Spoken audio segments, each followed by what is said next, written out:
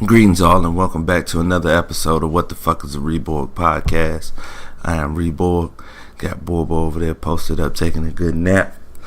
Update on Boy, nothing much. Same old pooch, man. Just chilling, relaxing, living his life like dogs do, you know. And reporting on the Saturday, waiting on this hurricane. You know, being in Virginia, we were supposed to be a part of this Hurricane Florence thing. And, you know, shouts out to everybody who, you know, lost power, having trouble, you know, going through this natural disaster. You got love for me, man. Just, I say it's just fight through it, man. I ain't going to tell you to keep your head up because you got to do that shit when you walk anyway. But, you know, much love from this side, man. And this podcast is all about that football. Are you ready for some motherfucking football? Plain and simple. All right. Now, you know, we going to have what I call like a commercial break as far as topics go. And I got to speak on this Canelo Triple G rematch. I think Triple G is going to pull it out. I think he's going to be a little bit more aggressive. I don't think he's going to take the rounds to, you know,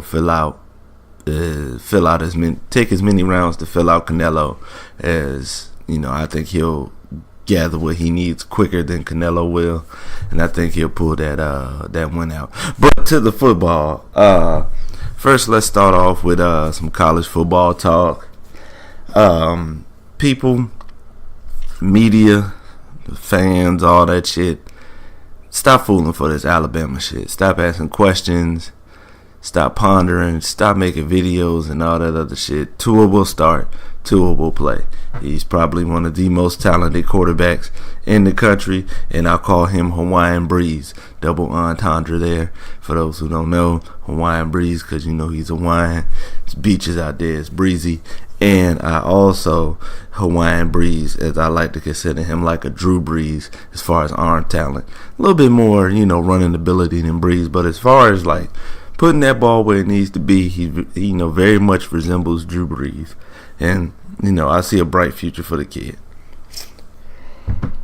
Excuse me. And Clemson didn't give a fuck about the hurricane. Like, all the other teams in the area, like North Carolina and South Carolina, they, like, canceled their games that were in the area.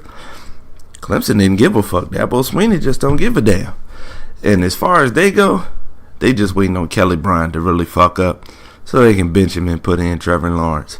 I see it, you know, maybe Kelly will play, you know, good ball and he'll be able to keep his position, but trust me, as soon as a fuck up happens that, you know, they can't, you know, have trouble coming back from, Dabo Swinney's not going to lose out on getting the championship because he know he has the talent to win one on a quarterback who fucked it up for him previously. OU, shout out to Kyler Murray. It's been discussed before on the podcast.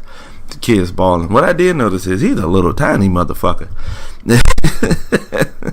I don't know his you know, his stats, his, you know, how tall he is, how much he weighs, but sometimes, you know, there's some giants in fucking football.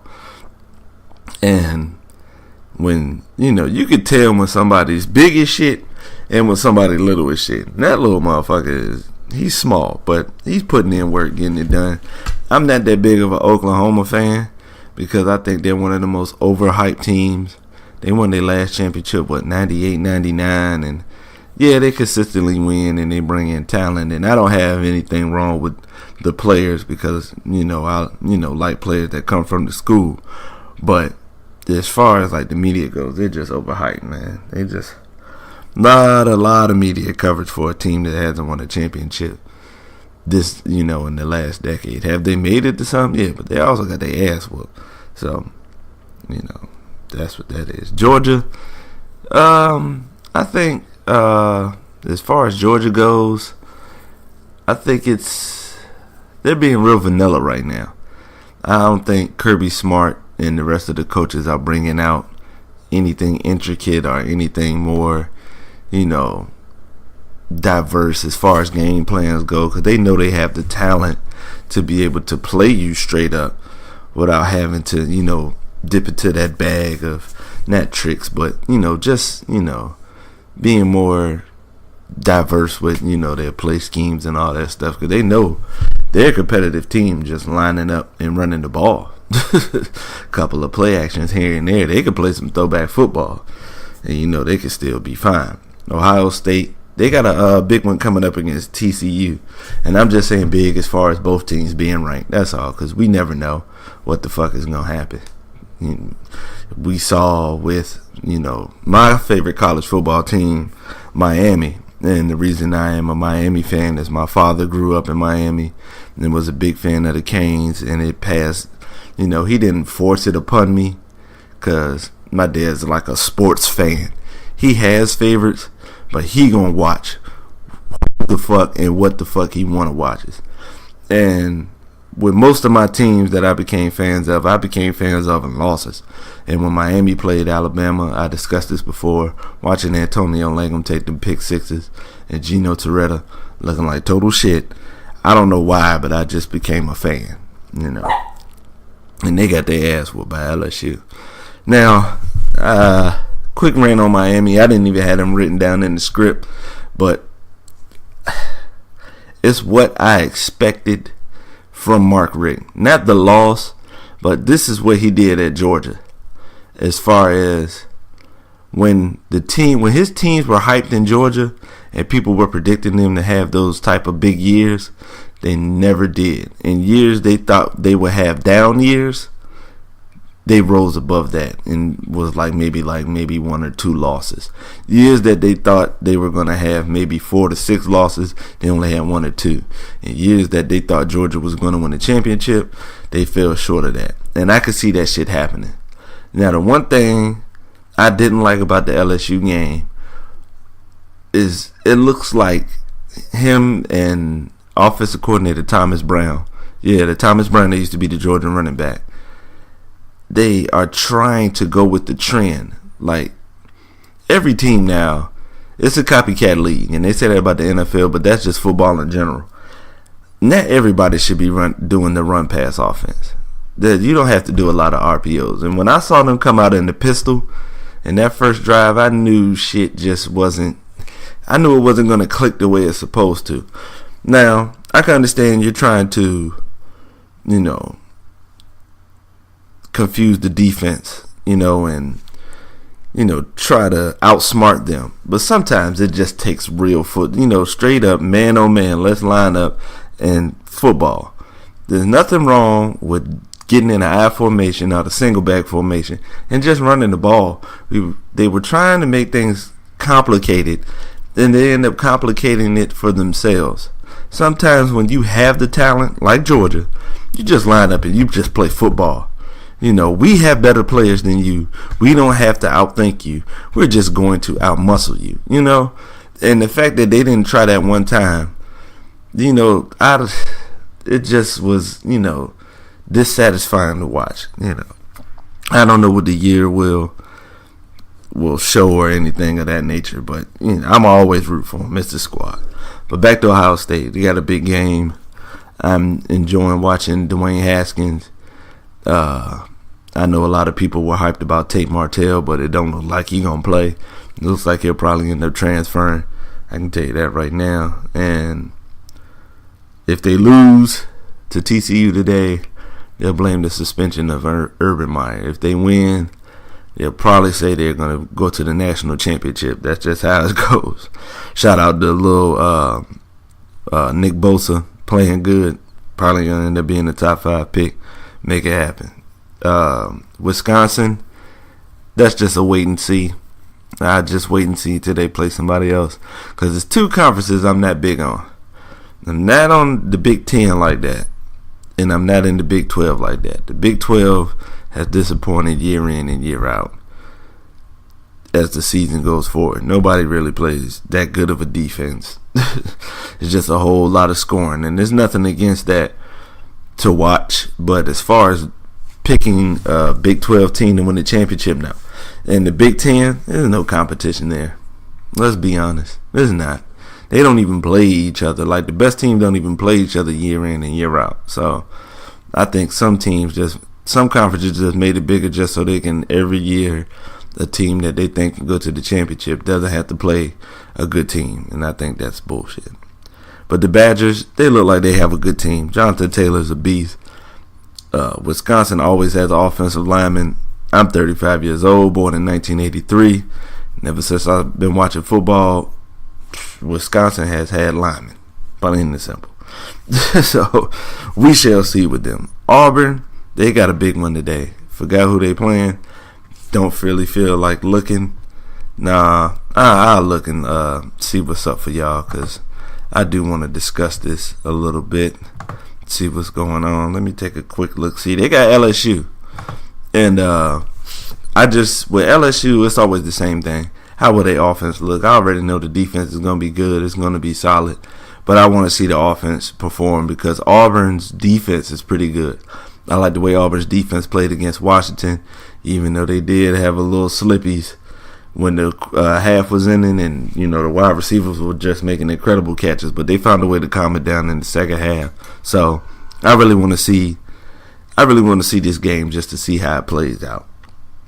Penn State, they had a scare against Appalachian State, but I don't really call it a scare, because every year Appalachian State plays everybody tough.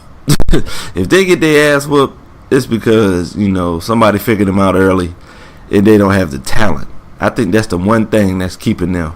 Because if they could get some talent there, it would be some trouble. Because if you just look at their record, outside of the Michigan upset, which was huge and probably one of the biggest upsets I've ever seen in my life, they play everybody tough the first game.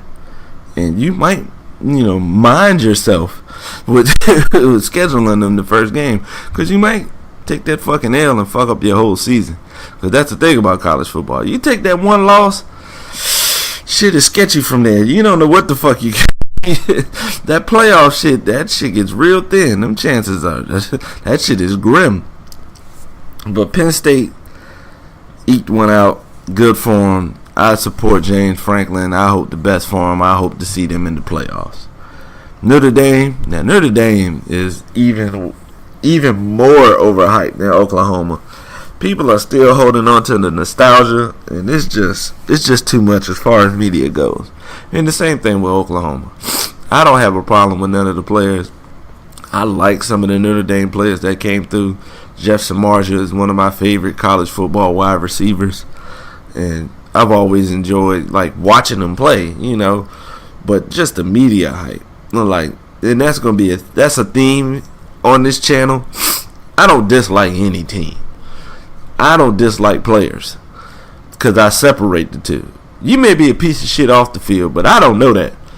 I'm just going by what I see on the field. Now, if I criticize somebody on the field, the court, or any field of play in sports, it's just for jokes. We have a joke, me and my friends. We call Harrison Barnes, the player for the Dallas Mavericks, we call him Harrison Buns, because, he comes up short. When it comes to playing ball, he really has, he's really not showing a lot. Now, of course, I know he could kick my ass in basketball. I mean, come on now. That's fucking obvious, but people take shit too serious, and I'm not going to walk on eggshells with shit I got to say. I'm not going to miss out on no laugh because you want to say some goofy shit. I bet you could beat you in basketball. Bitch, I know that. Stop stating the fucking obvious and get this fucking giggling and let's move the fuck on.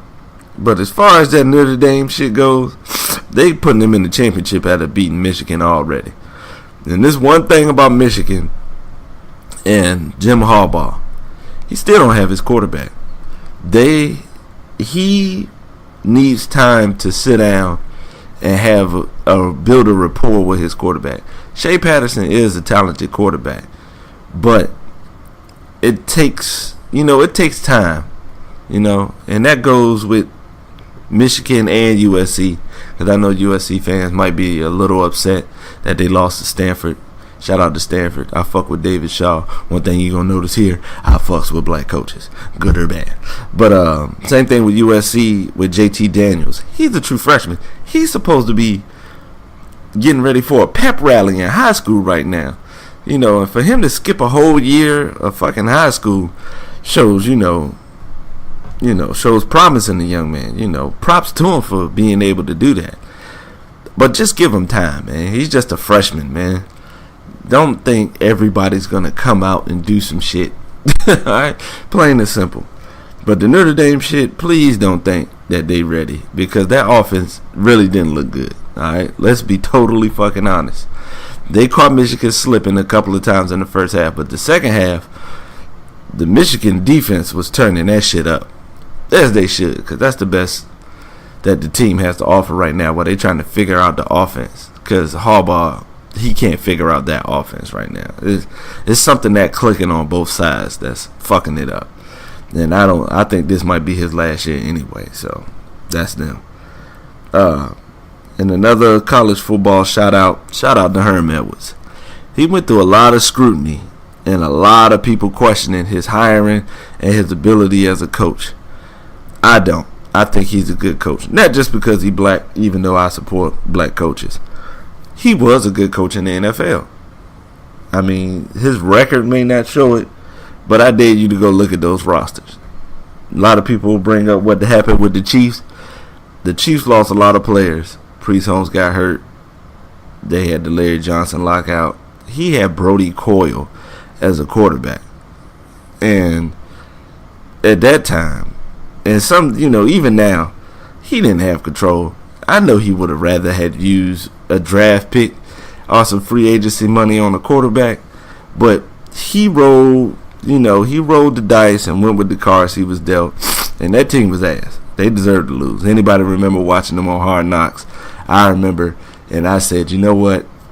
They getting ready to get their ass whooped this year. Sometimes you could watch a team on usually on Hard Knocks, those teams don't perform too well, and you could tell, because you could just see they have like a lack of talent, and it's just they're not flowing well. The shit just doesn't look good. But shout out to him in Arizona State. I wish the best for him because he went through a lot of scrutiny, a lot of people questioning the hire, and with me, it's always a wait and see.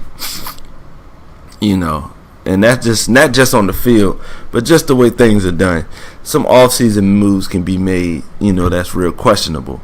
So it's not always about the field, but it's always a wait and see. All right. And while we talking about college football, 'tis the season.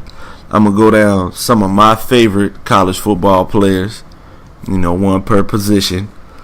And we're gonna start out with the quarterback. The quarterback I have, my favorite college quarterback is Tommy Frazier.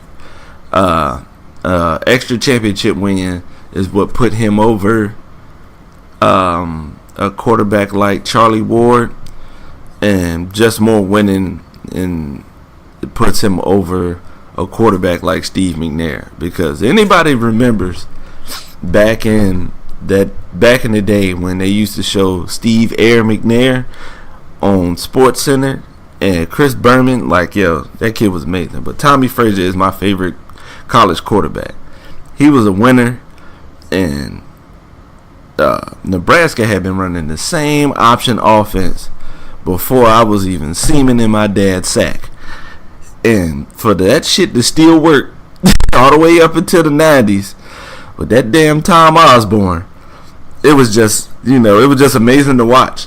Of course he had great talent around him. There's not going to be too many quarterbacks that win that don't have great talent around them. But when it came to getting those wins, he did it. Game in and game out. You knew they were running an option, and he still ran it to fucking perfection. Now, as far as naming a greatest quarterback and not just my favorite, I have a hard time picking between him and Tebow because I think they're neck and neck. But I don't think you could have a greatest college football quarterback conversation without Tim Tebow. I don't think it's possible.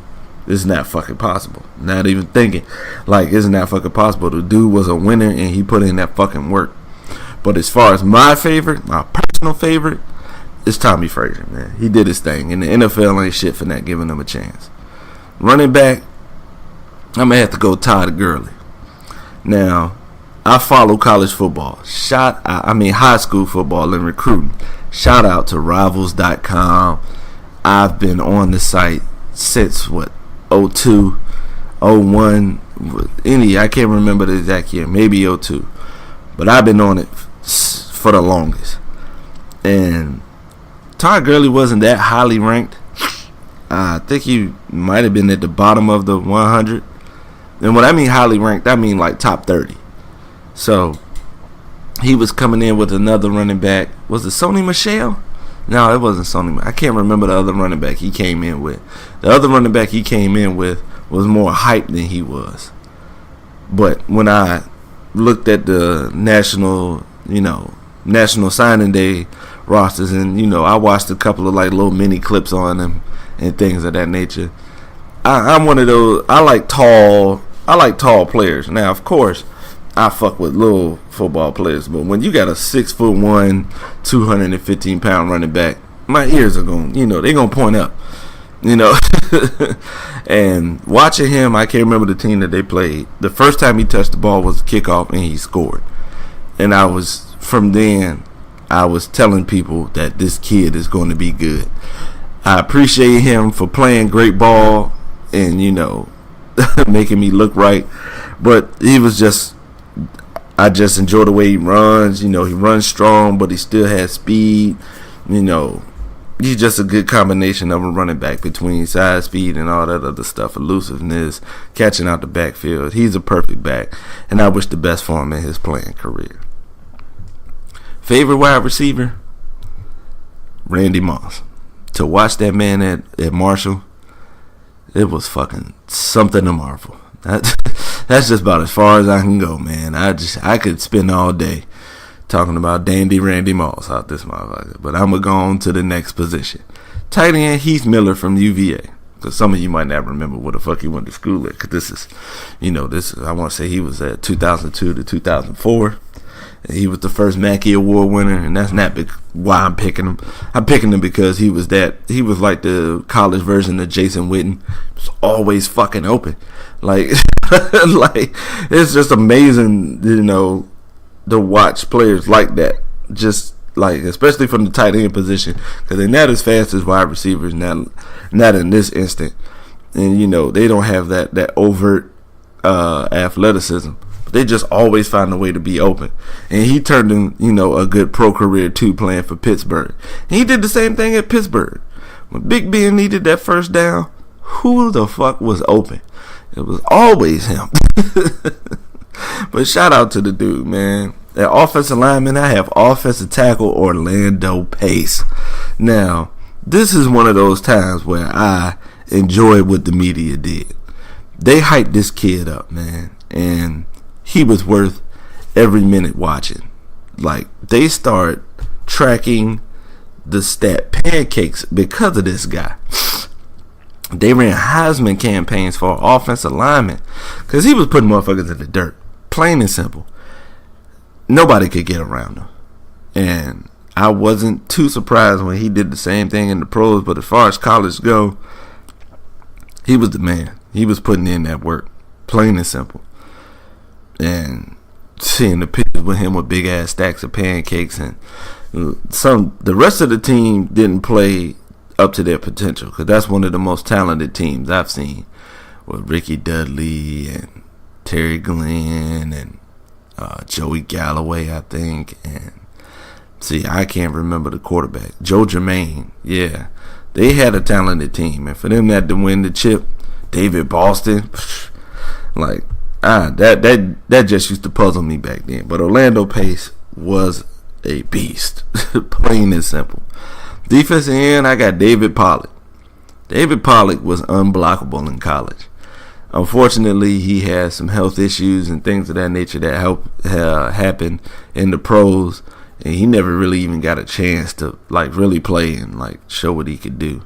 But in college, he was something else. All of us who know his name know that South Carolina play where he snatched the ball out the quarterback's arms while he was getting ready to throw and rolled over. He caught a pick six in the end zone against the South Carolina quarterback, and David Pollack was just unblockable and just an outright beast. And shouts out to him, because the motherfucker, he lost about 30-40 pounds. He's barely recognizable watching him on TV now. You would have thought he was a quarterback back in the day. Motherfucker got small. And speaking of beasts, my defensive tackle is Ndamukong Suh. You want to talk about unblockable? This is what I got to say about Ndamukong Suh as a college football player for the Nebraska Cornhuskers. Watch that Big 12 championship against Texas. Next position. Linebacker, I got LeVar Arrington. LeVar Arrington was a fucking monster. Like, those plays where he was jumping over blockers and just being all over the field. He was just a beast, man. And it was just something. He was just crazy to watch. And he also had a pretty good career. He almost killed Troy Aikman. He should at least got a misdemeanor for that. You know, that was fucked up what he did. And I've said it before, but it's not going to go nowhere. To watch somebody almost kill somebody on a football field, yeah, that's going to stick in your mind. But LeVar Arrington was a beast. Like, he was just all over the field. He was just amazing to watch, man. At quarterback, we got Charles Woodson. That one-handed pick on the sideline against Michigan State, man, still one of the best plays I've ever seen. Ever. I don't give a fuck. I'm not categorizing it as nothing else. Best interception, best defensive play. No. It's just best plays I've seen ever. He was a beast. He won the Heisman. How? Now, I'll tell you, a lot of people wonder why and how he won. Randy Moss played for Marshall, and he had a sketchy pass. They won't go give this shit to Ryan Leaf. I don't even think he was a part of that group. I don't think the running back was going to run it either. And Peyton didn't win enough. That's what Peyton's problem. Peyton Manning was a part of that Heisman class, and a lot of people thought he was going to win. I thought he was going to win. But Woodson made plays, offense and defense, special teams, and his team won. That was the deciding factor when it came to it, to be honest. Because everybody in the league has players that in college football that makes plays on teams. You know, that's just what it is. But the fact that he won more than Peyton put him over. And he was great. And safety was Sean Taylor. Sean Taylor, may he rest in peace, man. That was a sad one. He was just fucking great to watch. Like, everything about that motherfucker was cool. Like, the way he had to fit with the uniform and the visor, the wristbands and shit like that. I could understand why somebody would have the exact same shit on. Like, and you could see it in players to this day. He was 6'3", 220, superior athlete. In Miami, he was all over the field. And I'm going to tell y'all right now, it was difficult not to have this list full of Miami players. It was difficult. And next week, just because I just thought of it, I'm going to do that shit. Fuck it. Let me show a little fandom in this goddamn podcast and put some of my favorite Miami players. I probably won't do it because I'm not that type of dude, but I'm just talking shit right now. And Sean Taylor was just a beast. You need a game to watch. Watch that one against Florida State in the rain. Like, he was all over the fucking field. Now, it didn't help that much that Chris Ricks was a very shitty quarterback. And I apologize to Florida State fans because he fucked up a lot of good years for y'all. But Sean Taylor was just a beast. Something to watch, man. It's fucked up that we didn't get to, watch him continue his career, man, and go out and be a good player. Silly shit, bro. And that does it for college football. As far as the intro, there will be more said and things of that nature. I don't do a lot of the preseason lists. None of that shit because I'm good on that. I wait for players to play and then I'll pick the reborG All-Americans and shit of that nature. But we went to college. Now it's time for the pros. And the first thing I'm going to do with the pros is go over my favorite players position-wise in that first before I give you my season, my overall season outlook. Favorite quarterback, Steve McNair. As I stated before at Alcorn State, he did the same thing in the pros. Superior arm, good footwork, could run a little bit. He was sauce, man. And I just wish he had a chance to win that bowl, but it's hard to decide because I also like that the Rams won. I wish he would have won it. Have there been better quarterbacks? Yeah, there's been some championship winning quarterbacks out this bitch that were great too. Favre, Marino, Young, and I'm just going by, my time living. Even up to now, Brady, Breeze, Rodgers, a lot of good quarterbacks. But my favorite is Steve McNair. Favorite running back, Barry Sanders. Check YouTube. Favorite wide receiver, Randy Moss. Check YouTube. And Randy Moss is my favorite football player of all time. You will hear me say that shit a lot up here. When it comes to football, I will mention Randy Moss. Favorite tight end, Shannon Sharp. Shannon Sharp was cool because he was like the first like non-blocking tight end that was popular.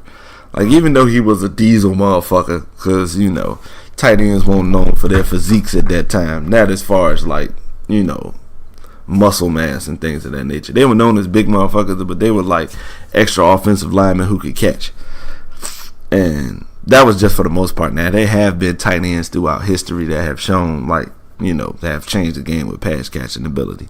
Shout out to John Mackey, Ozzie Newsome, Mike Dicker, Kellen Winslow Sr., those guys. But as far as my favorite tight end, who I grew up watching, was Shannon Sharp. Even as a Raider fan, I couldn't have been mad at him because he was just a beast. Favorite offensive lineman, Tony Baselli. Now, you might not know his name, but this guy was a fucking beast. He was the first draft pick of the Jacksonville Jaguars. And if you know the story, they made it to the conference championship in just their second year. And they had one of the most prolific offenses at that time. Like mid to late 90s. Yeah, they had it going in. And when you know an offensive lineman's name, it's either one or two things. He either fucking stinks and he just keep getting penalties, or he just that much of a beast. And that's what was Tony Baselli.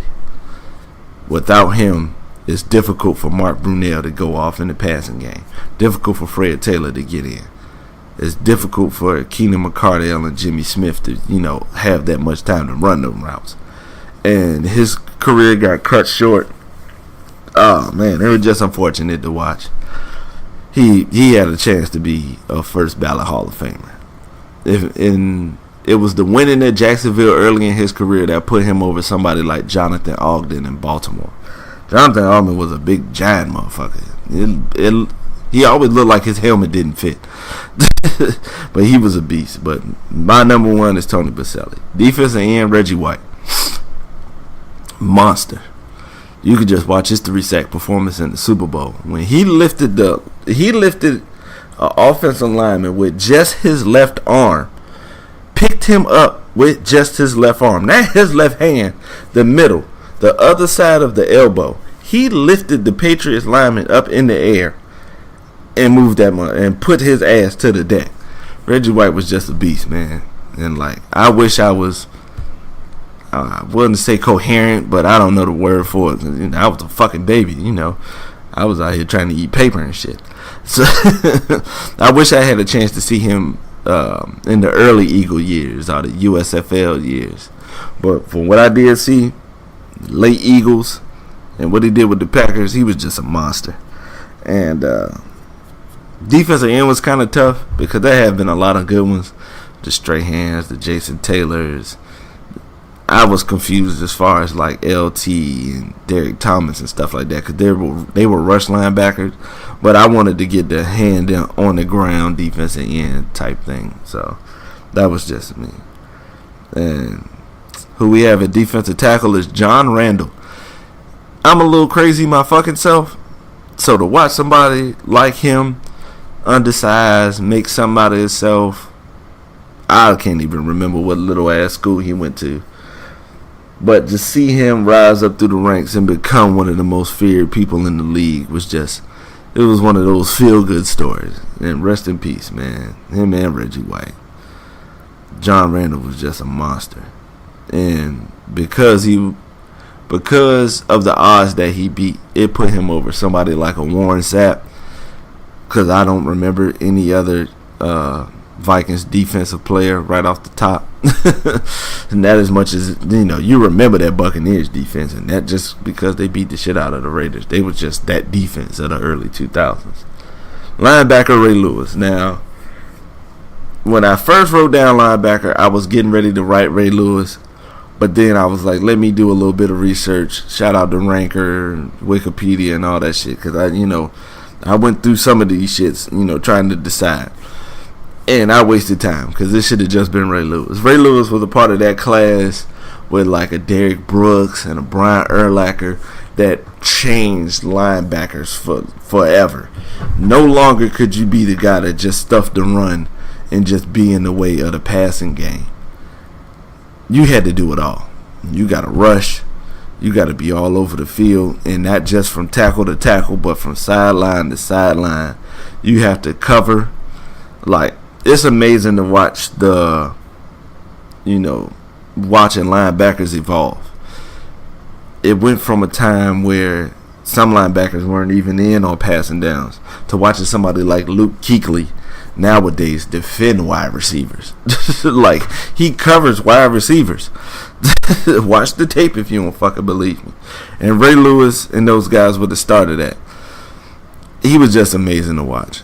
Plain and simple. There's another guy. Watch YouTube. Favorite cornerback? Champ Bailey. I was a Champ Bailey fan all the way back in Georgia when they tried to do the same thing with him that they did with Woodson by putting him on offense and special teams and trying to give him the ball.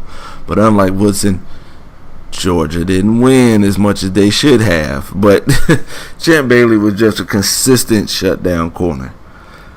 Sometimes it's boring as shit at corner because some teams aren't even going to throw in your general fucking direction. So, maybe you'll play a good wide receiver that you'll have to go one-on-one against because, he did have some plays where he got fucked up. Like, T.O. got in his ass on the Sunday night game. That was pretty big. But outside of that, he was consistent. Always shutting it down. I don't think the Redskins have been right since they got rid of him. Because, when they traded him to Denver, they haven't been right since then. But Champ Bailey was just, epitome of a good corner, shut down, athletic, could play over the top, and all that. And the only reason I picked him instead of a Deion Sanders because I wasn't, deep on Deion when he was with the Falcons. In the league wasn't. I wish I could have spent more time or had the opportunity to watch more of those Falcon games, but I watched Deion towards the end of his Falcon time. From the beginning. And that's what just gave him the nod. And safety, Ed Reed. The ball hawk. You put that fucking football in the air, it was subject to go the other way whenever he tossed it in there. And it was just amazing to watch him play. Now, safety was tough because safety is also a position that evolved because they do all types of shit too. But shout out to Ed Reed. Like, when a defensive player becomes must-see TV, he deserves all that hype, all that attention, everything. Like, it's when you're outside of like the skill position, quarterback, running back, wide receiver, and just on defense, when you become must-see TV on defense, man, I like that and I respect that. So that's my favorite players. Let's go over outlook on seasons. I think the Super Bowl will be the Patriots versus the Saints, with the Patriots probably getting that dub. And I'm going to put it like this. Until there is no Tom Terrific and Bill Belichick on the sideline, I will not pick against the Patriots in the AFC. Plain and simple. NFC teams will change, but the AFC will remain the same. And until I don't believe New England loses or the season is over until I see them numbers go down. Because I watched that Super Bowl with the Falcons, and me and my pops were just sitting there like side-eyeing each other like, alright. Because people was hyped in the house, and they was whooping that ass. But slowly in that second half, man, like with each possession, me and my dad was looking at each other like, these niggas might walk around and win. Like, this game ain't over yet. You can get excited, but this shit is far from over. Not with that Tom Terrific back there. And I just refused to pick anybody else until then. Hey, he's one of the greatest quarterbacks of all time. One of the greatest coaches of all time. And I find it hard to pick against him. Now, I will be going over teams, every team, and just giving a short synopsis what I think the season will look like. I can't predict records. I don't even think most teams in the league stink. I think most teams are good. Most teams have enough talent to at least be 500. Now if your team stinks, now trust me, I am not basing this shit off week 1. I'm basing this shit off the whole off season. And when your team lined up with your finalized rosters when they played last Sunday, before that time, is when I had all this shit pegged out.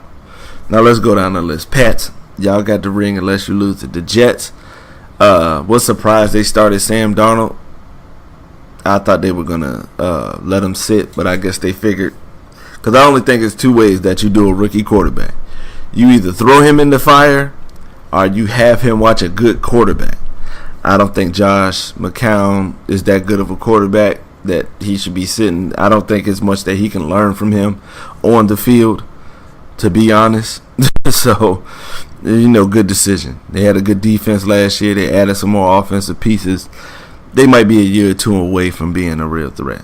The Dolphins, I ain't got no hope in them. Shout out to Frank Gore. I think he's going to get in the top 5 list after he gets like 100 or something. Like, he got 500 yards to get top 5 rusher of all time, and I think that's pretty cool. Bills, sorry, Buffalo. AFC North, we have the Ravens. It's on Flacco, and we shall see. I blame this on Eli Manning. That inconsistent, unpredictable fucking quarterback thing is real nowadays, and Flacco is one of those quarterbacks. You don't know what the fuck he's going to do. So the season relies on him because the defense is good, and the defense is going to play good ball. But it all lies on his shoulders. The Steelers, it's all on Big Ben. I think that both of those Jacksonville losses kind of fuck with him. And I think he's been hit to the point where I think he might be a little sketchy about it. I think he I think he's turned the corner as being afraid. Like, it kind of worries him to get hit nowadays. Le'Veon Bell ain't playing. All I can say is, yo, man, do your thing and get the bag. That's all I can say about that one. The Browns, I ain't got no hope in the Browns. And that because they lost the first game. I watched Hard Knocks. Nobody respects Hugh Jackson. When you do not have the respect of your assistant coaches, it's very hard to win in this league. And it looks like they're trying to force him out. And he's not helping because he seems oblivious to it. Like he don't know what they're trying to do and things of that nature, which is kind of upsetting because you're supposed to know this shit, man. First of all, you're a black quarterback. You should always be on edge. You should always have your head on the swivel. You don't know when your last day is coming. But trust me, it's coming. So, for him to just, it's just bad to watch him like that. Because he is a good offensive coordinator. I can't say he's a good coach, but as far as running the offense, he can do that. And I don't have hope for him. The Bengals in the same boat as the Ravens. It's all on Andy Dalton. I don't have confidence in Andy Dalton. I'm a fan of Marvin Lewis. This looks like his last year. If they don't win the Super Bowl, he's going to get fucking fired. The Texans, let's get this offense to match this defense so y'all can build, the future is yours if you can do that. The Titans, I don't think Mariota can do it. And you don't have real wide receivers. The defense can only hold up people for so long. When you on the field all damn day, you going to get tired. And you going to get scored on. So tighten up that fucking offense. The Colts, I'm just glad to see Andrew Luck play. I was talking about Big Ben being scared. Andrew Luck was bullshitting last year on my shoulder. He didn't want to go out there on that field with that sorry-ass offensive line. I know he didn't. The Jags, the future is yours. Just get Blake Bortles more consistent. Don't be afraid to run the ball. And that's one thing I don't like. When teams have good running backs, they will abandon the run fast as shit. You know the most effective way to stop a quarterback is to not have that quarterback on the field. If the team is up 14-3, I'm not trying to scramble to get those points back. I need to still have my game plan. And even if it doesn't go the way I want it to go, I'm still going to slow it down because I do not want this hot quarterback back on the fucking field because this shit can easily turn into 28 10 out of nowhere. So I want to take my time and keep this flaming quarterback on the sideline. That's the best way to stop a quarterback. Number 2 is a pass rush. But number 1 is he cannot fuck you up if he is not on the field. And that's the way I see it. As far as AFC West, the Raiders, Gruden's just doing whatever. I don't know. It's a wait-and-see game with him. He did a lot of things in the offseason that I wasn't a fan of, and I wasn't a fan of the franchise getting rid of Khalil Mack either. That guy built the culture there, and he built a new way of life. Him and Carr, made winning a priority. Now, last year, shit kind of went awry because, Carr got injured. He might have still been feeling the effects, and there was no continuity because they just keep bringing in players and not having the coach that can make it happen, that can gel everybody together. Because for Jack Del Rio to be the defensive guy that he is, as far as a defensive player and a defensive coach, that defense was fucking laughable last year. And when you have a defense as bad as ours was, and you make your first pick of offensive lineman, and I already went over that, my faith goes down. And not faith is we're going to win the Super Bowl, but faith is being a good team. Because that's the first thing. You have to make your team good first. You're just not going to add talent and just be good. You have to make your team good. You have to make your players gel. You have to learn how to win. And people don't understand. If you don't understand what that is, it's learning how to finish games. When the game is tight, what you do to have your team prevail. That's those instances where the team is coming back and you run the ball so you can keep that quarterback off the field. Or you call plays where, first downs can be chipped away.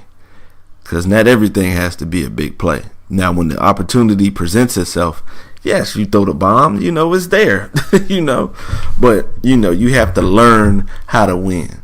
Learning how this other team is going to function at the end so you can be that victor. And I think that's a part of the team building process.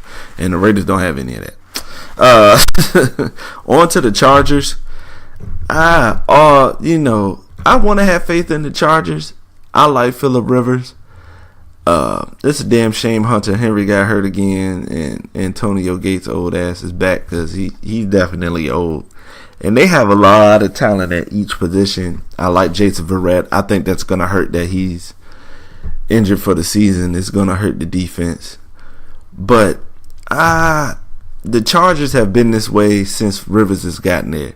They either start off hot and cool off at the end of the season, or start off shit and prevail later on in the season. Like, they haven't showed the consistency for me to want to pick them for anything. The Chiefs, this lays on Patrick Mahomes' shoulders. Andy Reid, he knows quarterbacks. He knows how to coaches them.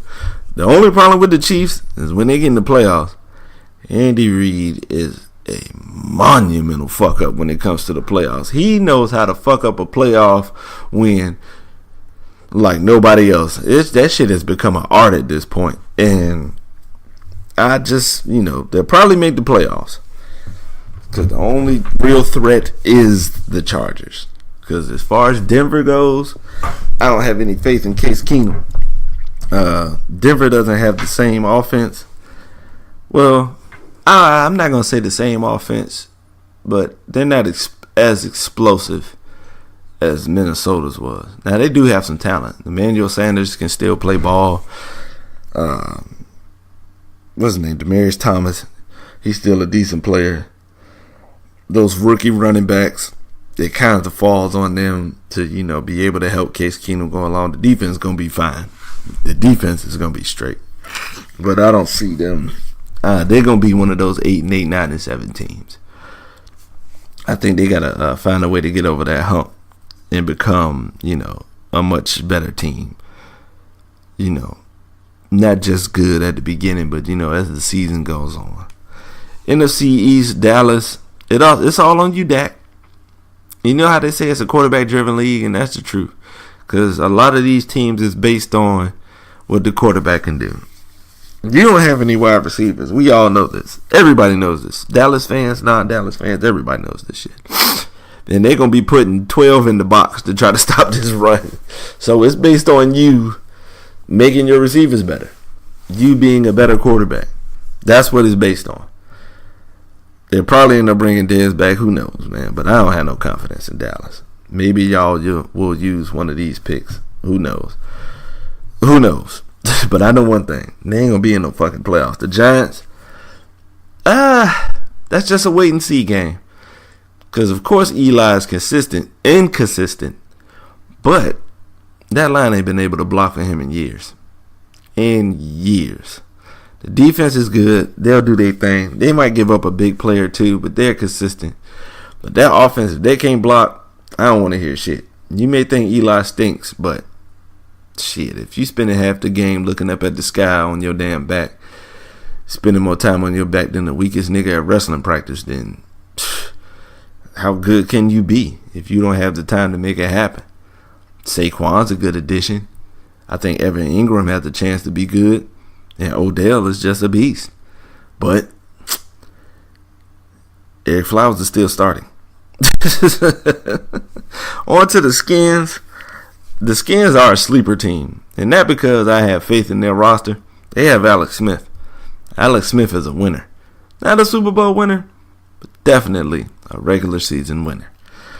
The Eagles, it's about what happened when Wentz get back. He looks like he's ready, but I just want to wait and see how he looks when he does get out there. You know, that's pretty much all I got for the Eagles. Doug Peterson is a great offensive play caller, man, and he knows if he needs a point, he knows how to get that point. Now, it's up to the quarterback to make the right decisions, but Doug Peterson will always put you in position to score. Next, NFC North, we got the Bears. The Bears have a lot of young talent, and it's up to this coach to get them to gel together and get them, to be beasts. They got Khalil Mack, so no more excuses as far as the defense goes. One thing about a good pass rusher, he definitely makes other players around him better, and we shall see. Give Trubisky a chance. Do not make him a check down artist. Do not rely heavily on the running game. Rely on it because you have good running backs, but don't be afraid to take risks. He's gonna fuck up. He's a young quarterback. Young players fuck up. That's just what it is. But he seems as if he will be able to learn. Like he will learn from his mistakes and go forward. With a young quarterback, you can't sit and think that he's not gonna fuck up. He's gonna fuck up. That's what they do.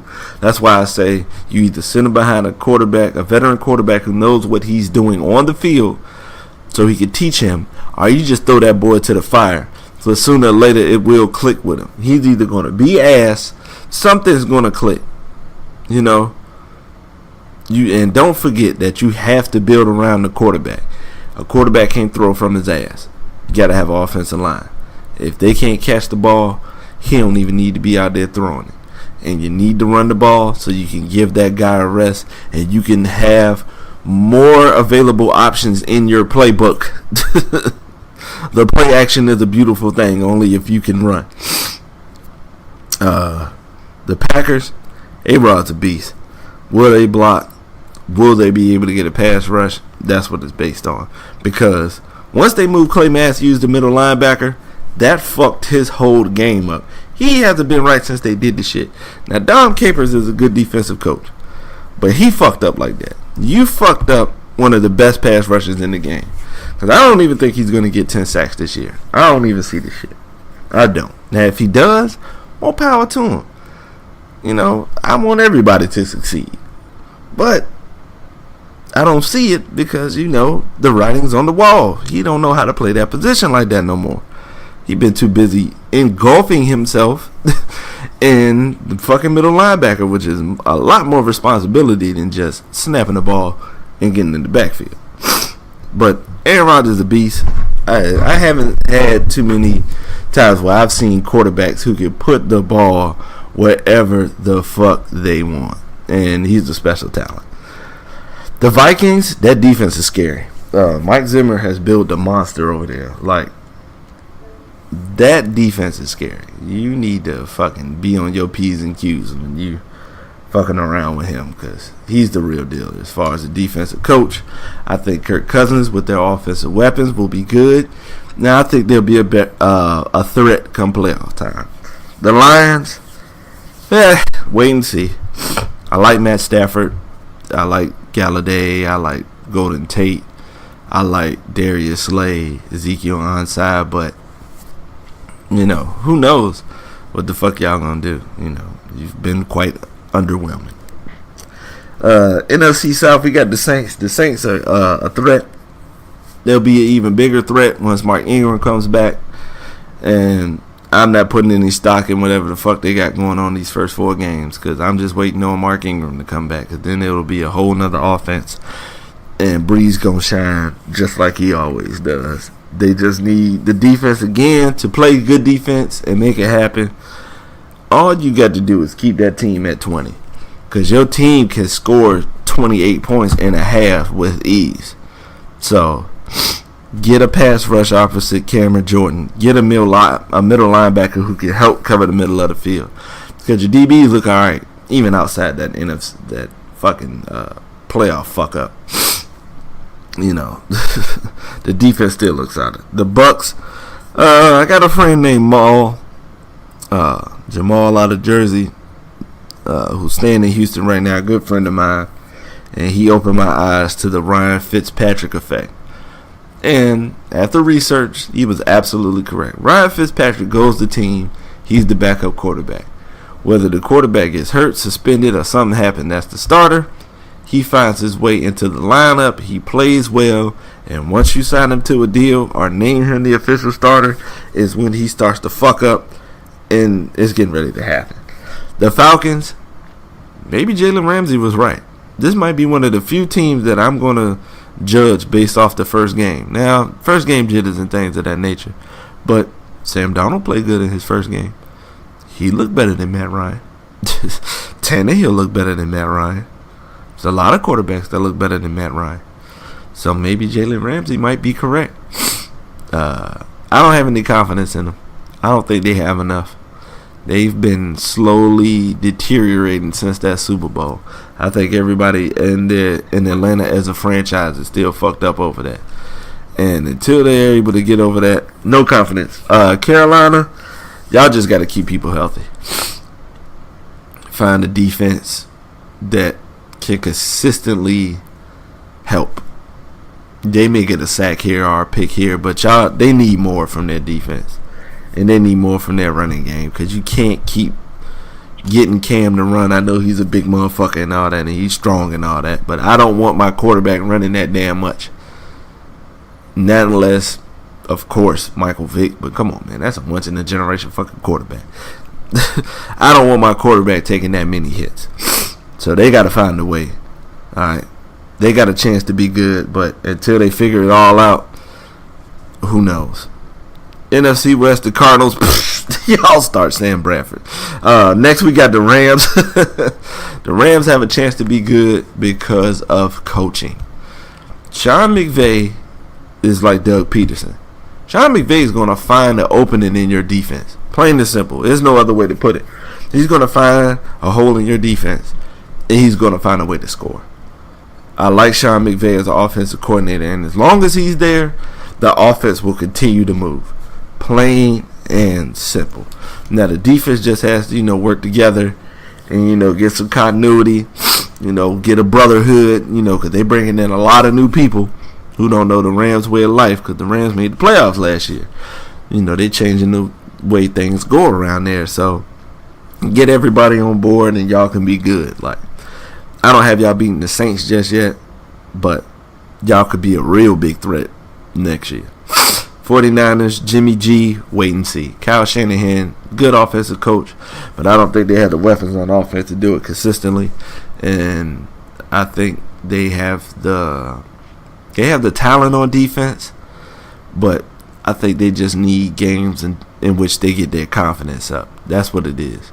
Because you don't know you're good until you do something good and somebody lets you know, and then you want to do it more often. Seahawks, sinking ship. Still can't block for Russell. I can tell you that right now. Fuck the first game. I said this shit at the draft. Still can't block for the guy. Never will. Pete, time is counting down. You're getting ready to be fired. And that's the Are You Ready for Some Football version of the What the Fuck Is A reborG podcast. This shit was an hour long. I've been going the fuck in. You know, y'all be easy, be blessed. I'm hungry as a motherfucker. It's time for some pancakes. Yeah, pancakes. Be easy. I'm fucking out.